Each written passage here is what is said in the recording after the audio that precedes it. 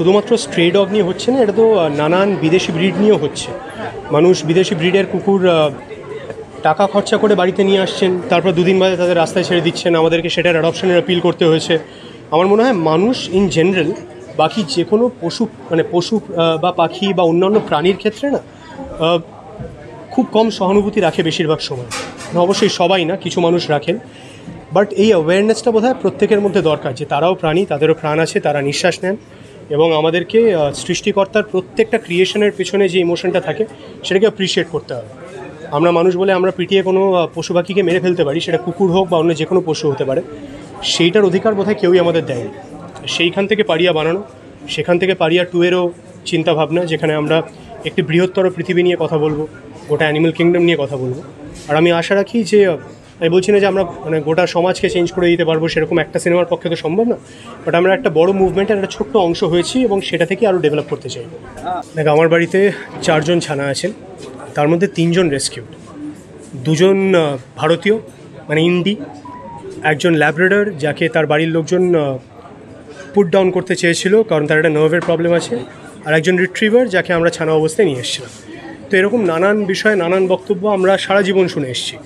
আমার মা বোন খুব অ্যাক্টিভলি তাদের নিয়ে কাজ করে গোটা 25 বছর ধরে অন্তত। তাদেরকে খাওয়া দাওয়া দেওয়া, তাদের চিকিৎসা, এবং নানান ক্ষেত্রে তারা নানান ব্যাকল্যাশও ফেস করেছে।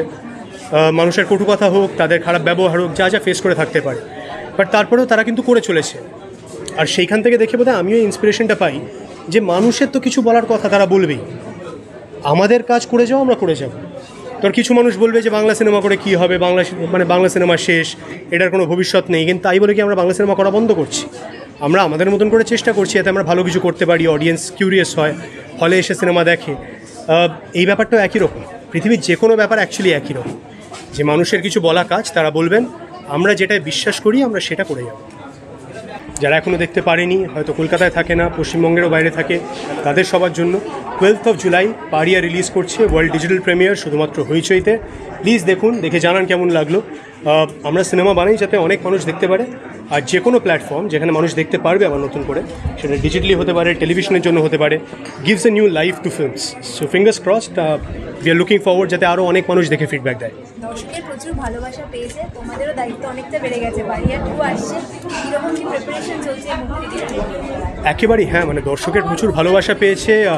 কিছু এমন মানুষও অপেক্ষায় বসে আছেন যারা হয়তো ক্রিটিক্যালি দেখেছিলেন সিনেমাটা, তারা দেখতে চান যে আমরা পারিয়া সিকুয়েলের সময় আবার একই রকম ইম্প্যাক্ট ক্রিয়েট করতে পারি কিনা।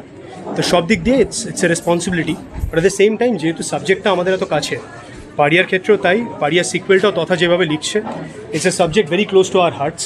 তো আমার মনে হয় যে আমরা যে কাজটা করবো একেবারে হৃদয়ের অন্তর থেকেই করবো, মানে তা নিয়ে কোনো ডাউট নেই।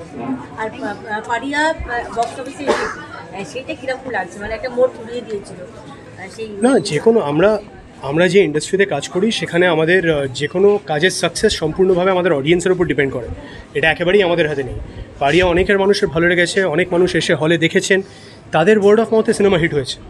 আমরা একটা সিনেমা বানিয়েছিলাম, সেইটা মানুষ পছন্দ করেছে, সেটাই আমাদের পাওনা।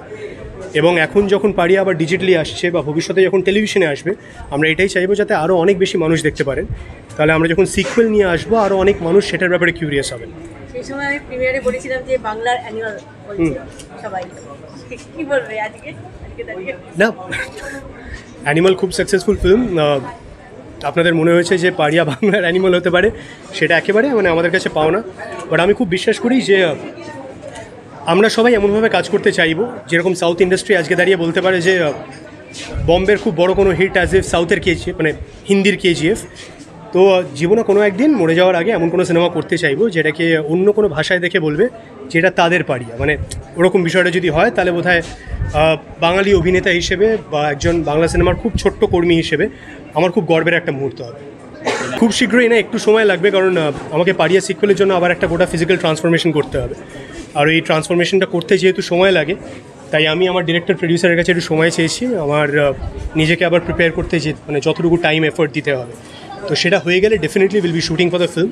ফিঙ্গার্স ক্রসড, এইবারের বিষয়বস্তু আরও অনেক বড়, এইবারের আমাদের জার্নিটা বেশি ক্রিটিক্যাল হবে, but we are all very excited about it.